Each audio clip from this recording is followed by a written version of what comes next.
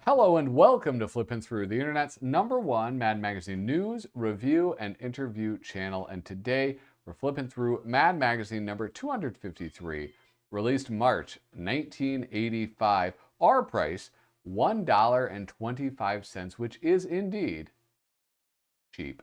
But before we do that, please let me remind you to hit like, hit subscribe, and leave a comment down below. That is the #1 way that you can support this YouTube channel and help it to continue to grow. I can't do it without your help. And it costs you nothing. It's actually free.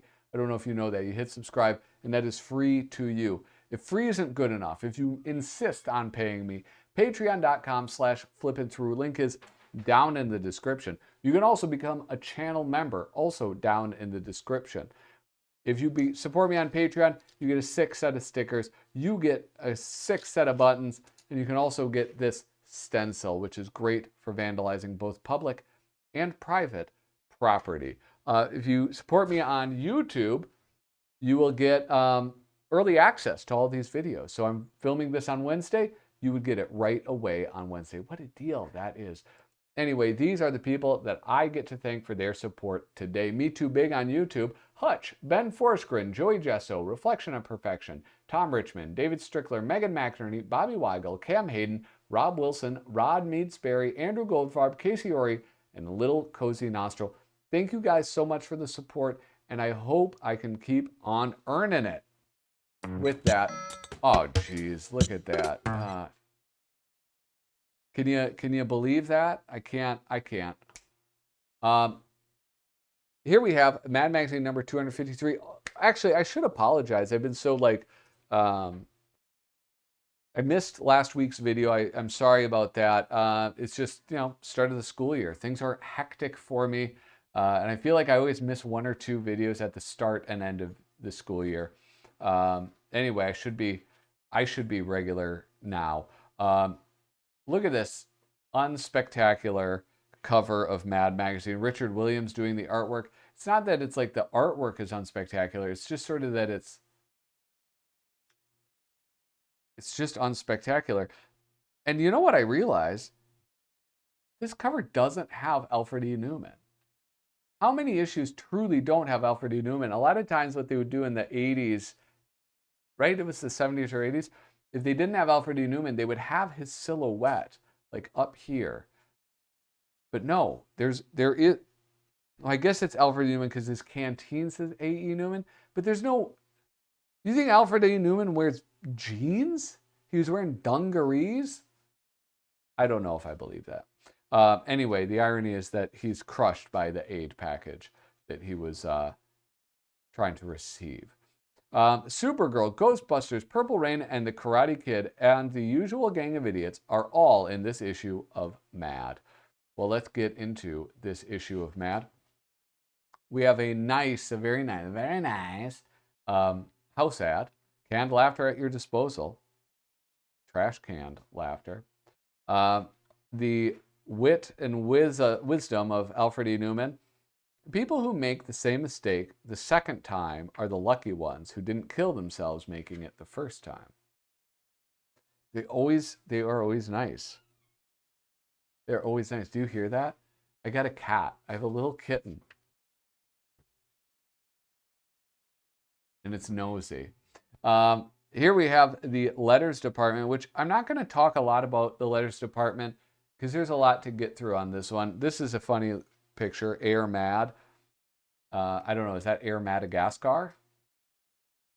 I don't know what that could actually be. But something that's really cool in this, and I like to point it out whenever I see it, are the circulation numbers.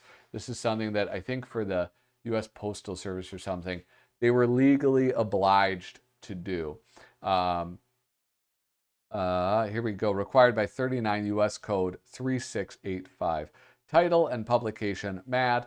Publication number ISSN 00249319. Anyway, date of filing, all of this stuff. So this is in October they filed this. That gives us some good information. Right down here, the circulation numbers. The average number of copies during the preceding 12 months, and then the actual number of copies of the single issue published nearest to filing date. Okay, so the average total is 1.6 million at this point. This issue, 1.65 million. That's pretty good. Paid circulations, they had, this is through dealers and carriers, street vendors, and counter sales. The newsstand, basically, 800,000 were from the newsstand. Only 45,000 with subscriptions. Total paid circulation is those two numbers added together, I am pretty sure. Then free distribution by mail carrier, 65. So that's like, I think, probably to send it out to the usual gang of idiots, 65 issues.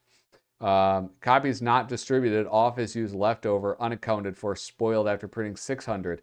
Returns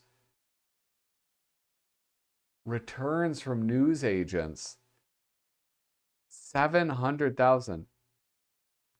So they were only selling like 100,000 issues plus the subscriptions.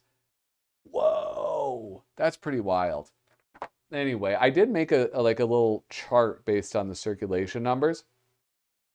I think it'd be fun to go through these again and really dig in and see like what is the actual issues sold versus subscriptions and all of that, because you can see the high points in there. 1970s, there was like a very distinct high point. Goes up to it and just falls right down. This is something that they've done, I think, a few times. This is the, obviously it's the movie parodies, but this is with Siskel, Gene Siskel and Roger Ebert. Yes, look at, because Gene Sissy and Roger Ebert, movie critics who had a show called At the Movies, I think. They would sit in a movie theater, or a set that looked like it, and talk about movies. And they had a very simple, they simplified thumbs up or thumbs down, which is not the best. I feel like that's not the best movie review strategy. My cat is playing with my microphone cord. I'm sorry. This guy's out of control. Here's Ghost Dusters. I've never read this movie parody, but they do a triple hit, a triple header, triple feature. Ghostbusters, Purple Rain, and Karate Kid. It's sort of like, it's as if they thought, well, we don't know which one will be the most popular and the most long-lasting. Obviously, Ghostbusters now, we know in hindsight. So we'll just do all three of them. I do like when they do this. I think it's kind of fun. It changes things up. It's a little bit longer, but it does, I don't know, you get a little bit more bang for your buck, I feel like. And it's a good strategy when you have one issue a month. You can do either 2 movies or a movie and a TV show. And if you don't pick right, which we've seen, right? We've seen some shows and movies that got lampooned, and it's like, what is this? What? Nobody's heard of this. Of course, somebody in the comments has always heard of it. The other thing that's cool, and you know what? I should have pointed this out right away. So you have Sam Viviano on this one. On this one, who is this? This is Harry North Esquire, I'm pretty sure. And on this one, is this Angelo Torres? I think this might be. You know what? I'm going to look at Doug Guilford's cracked cover site. Yes, Sam Viviano, Harry North Esquire, and Angelo Torres. That's the other thing that's pretty cool, is that you get 3 different artists doing it. It's fun. It's fun, I say. And Viviano, they kept for the drawings of Siskel and Ebert, or Ebor, Sissy and Ebor, at the movies. All right. Well, here we have the trend towards rottenness in comic strips. First of all, here's some examples. They give you some examples for this. Andy Cap, for years you've been a lazy, no-good, drunken bum who sponged off me and never worked a day in his life. Now you ask me to believe you've changed and you're a better man? Don't take my word for it, pet. Ask my girlfriend. Oh, what a scoundrel. What a cad. Croc. I've never heard of Croc. Congratulations, Figowitz. You'll notice I'm stepping on your left leg today instead of your right. Sir, you remembered my birthday. The sadistic taskmaster who relishes causing his men pain. Awful. Arnold? I must not have gotten these in Minnesota because I don't remember them at all. So what happens when all strips turn rotten? And it's pretty bleak. It's not, they don't paint a very pretty picture. Blondie. Well, Bob Clark is doing the imitation artwork, writer Larry Siegel. Dagwood, after all these years, I finally put a couple of locks on the bathroom door. Hey, that's a great idea, Blondie. At last, now I won't be bothered in the tub anymore by neighborhood kids and door-to-door salesmen. Gee, I never dreamed that you cheated on Dagwood, Blondie. Aren't you afraid he'll walk in on us? Why do you think I put one lock outside the bathroom door? Am I too early? Blondie, don't do him like that. Annie, what happened to you? You forged my name on a check. You blew my entire fortune. You had me put in prison. You had Punjab deported as an illegal alien. And now we're starving. Not anymore. Sit down and eat. Is there any nauseating, vile thing you haven't committed lately? Oh, by the way, how's Sandy? Delicious. That's like beyond rotten. All right, final one on this. I've had it up to here with the kids. I want an abortion. You want what? An abortion? Why not? Lots of people have them. But now when the kids are already born, that would be murder one. Go ahead, kill them. They'll lock you up and throw away the key. Okay, forget it. I'm leaving and you can have custody of the kids. Wait a sec.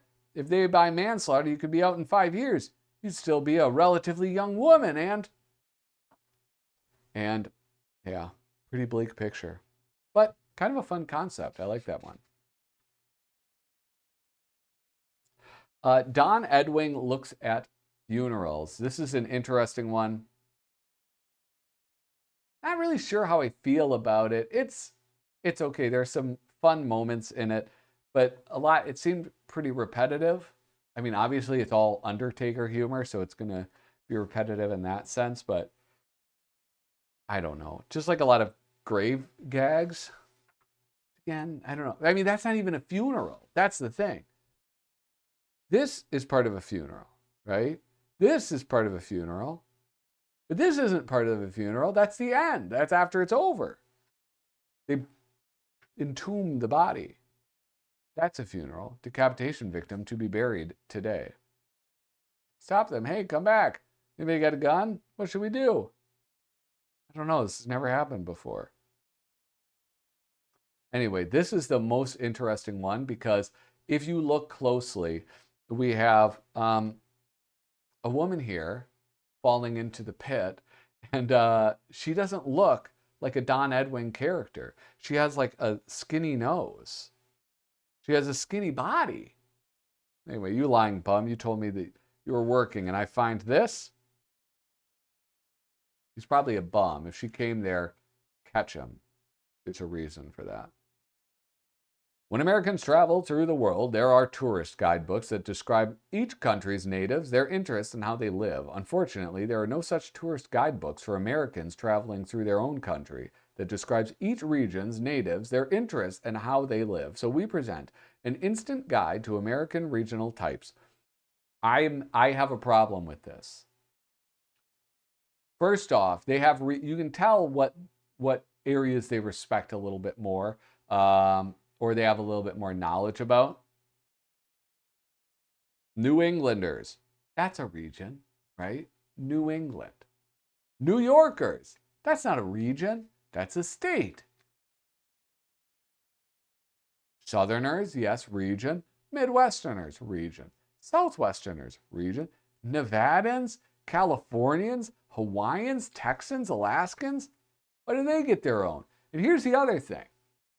I know this is supposed to be a comedic thing, and I'm taking all the fun out of it, but what the hell kind of Midwest? Do you know how big and vastly different the Midwest is? Midwesterners, polka and discos, entertain.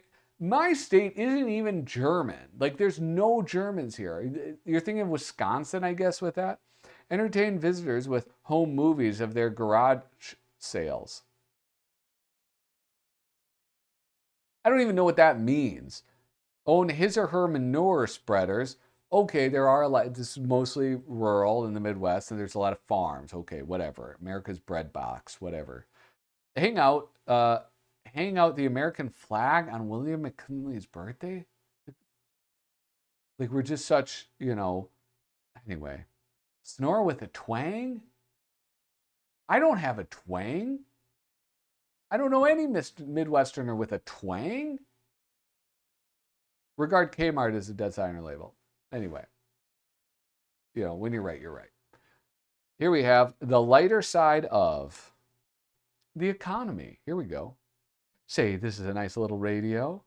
I bought it last year. It cost $50. This year it cost $75.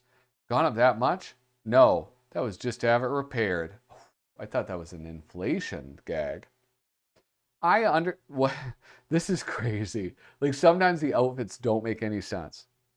I understand you're looking for Mr. Right, my dear. Well, there are 2 pieces of advice I'd like to give you. Number 1, don't ever go to bed with a man until you're married. And number 2, never marry a man who snores. So how am I going to find out?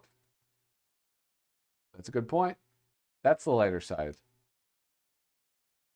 Anyway, well, what do you know? Tomorrow's my birthday. Now, I don't want you to do anything foolish about it, like forget it. Anyway, poor guy. Here we have Mad's lurid romantic textbooks. I don't know what they did with this, but it looks like shit. And it's a bummer because I like Harry North Esquire. The square root of 130 to the power of 4 copies already sold. Intermediate mathematics. 7-Eleven food stores. He'd been going like 60 in search of a 10 until she got his number. Kissed her passionately for the 12th time in those 3 glorious days since they had first met down by the grape arbor. Melanie's dancing azure eyes looked up at him. The use of that short division tells me that we have now kissed an average of 4 times a day since we first met, she smiled. Kevin laughed aloud, flashing 16 white teeth on the bottom and an equal number on top, for a total of 32. How clever of you to make such a calculation, my beloved, he said at last. Previously, I had assumed you were just a foolish child with an IQ 18 points below the average of 100 for a difference of 82. Modern history. I mean, like, these are cool illustrations. You can tell. It's just like they look so faded. My first year Spanish looked even lovely. This is one thing that's like makes this so great is that it picks up in the middle of sentences. Looked even lovelier as her face flushed crimson in his royal presence. El Señor es mi padre. Wait, who's saying that? El Señor es mi padre. La Señora es mi madre. She murmured huskily. ¿Qué es el nombre de su padre y su madre?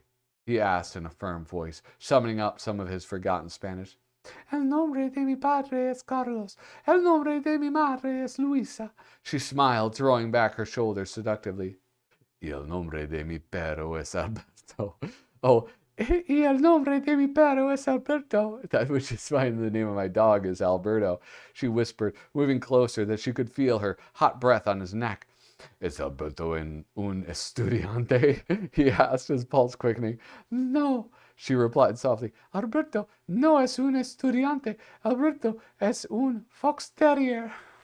That's funny. Speaking of pets, speaking of Alberto, a mad look at pets back talk. This is snappy answers to stupid questions, but you only get one. Polly want a cracker? Sure, but where's the peanut butter and jelly, you dumb broad? Give mommy a little kiss, Poopsie dear. First brush your teeth, iguana breath. Easy, Brutus. Ass kisser. Ew. Paul Peter Porges. Well, I don't always find him especially funny. I'm always charmed by his artwork. Here is the writer of the Mad Quiz, writer Desmond Devlin, the Mad 1984 quiz, photographer Irving Schild. And this is cool. It's a pretty cool layout. What Me Moral, Brooklyn Dodgers, I'm a Ghostbuster. This is fun layout. Walter Mondale was from Minnesota. Minnesota. All right, should I go through this? How much time do I have left? I have not that much time left, but no, I can't go through it. I don't have time. Hit pause and read this. It's kind of good. Mad's Modern Believe It or Nuts. This is great. Bob Clark does these, and they look great. He does a good enough job imitating the style of Ripley with the kind of use of stipples, but it's still so clearly him. And gotta love his babes. You gotta love his babes. Bill Cosby turned down a six-figure television commercial advertising contract on the grounds that he would be overexposed. During a big Beverly Hills party thrown by a Hollywood agent, no cocaine was snorted by any of the 74 guests present. 10-year-old Irving Queef of Lima, Ohio, has no desire whatsoever to possess any item of merchandise connected with Star Wars, Star Trek, or E.T. Billy Martin, when baited by an aggressive drunk, listened politely for 20 minutes, then moved to the other end of the bar. A New York subway train, unmarked by any graffiti and with all doors working and its air conditioning operating perfectly, made an on-time run from the Bronx to Brooklyn. Anyway, that's a classic. I love those. This is another classic. This image alone is just absolutely beautiful. Exciting new uses for Miracle Velcro. Velcro was invented in our lifetimes, guys. Not in my lifetime, before I was born. Velcro pajamas and sheets. This is like classic Al Jaffee. Prevent sleepwalking and falling out of narrow beds. Velcro baby clothes, walls, and carpet so kids can be safely parked and kept out of danger. Then look at this puddle. What is that puddle from? What possibly could that be from? Anyway, Velcro pens and shirts eliminate the need for pockets. Pens are always handy and hard to lose and hard to miss. Am I right? Here we have, what else? It's basically the same joke again and again and again. Velcro makes stuff stick together, but it's great. It's really, I love these illustrations. Velcro guitars and concert shirts leaves both hands free and eliminates bothersome strap. It's just great. Velcro children's play clothes and swings. No matter how high the swing goes, child sticks securely to the swing seats. The illustrations are so utterly great. Here we have Super Gall. Gall. I'm going to be honest, you guys. I'm going to be vulnerable. First off, God dang, Jack Davis is so good. Look at these. I mean, these illustrations are just phenomenal. I love this. I'm going to be honest with you. I've never watched this movie, nor have I ever watched any of the Christopher Reeve Superman films. It's true. It is very, very true. Boy, I might have to watch it based on those illustrations. And a very strange one single Spy versus Spy comic. And it's okay. I think this is, who is it? There's not even a signature on it. Anyway, let's do the Mad Fold-In. Do I have my card? What new labor development gave this worker much more time to spend with his family? What the heck? This one's... They changed it. A robot took his job. You guys see it? Anyway. And then finally, we have this. This has to be, they've done this gag several times, right? They must have. Look who's come to visit. This is great. I love the illustration. I think it's amusing. Comment, how many times has Mad done this? Many, many. Surely, many, many. Anyway, you guys, this has been Mad Magazine number 253. Pretty please remember, hit like, hit subscribe, and leave a comment down below. It helps so much. And thank you so much for watching. Toodaloo.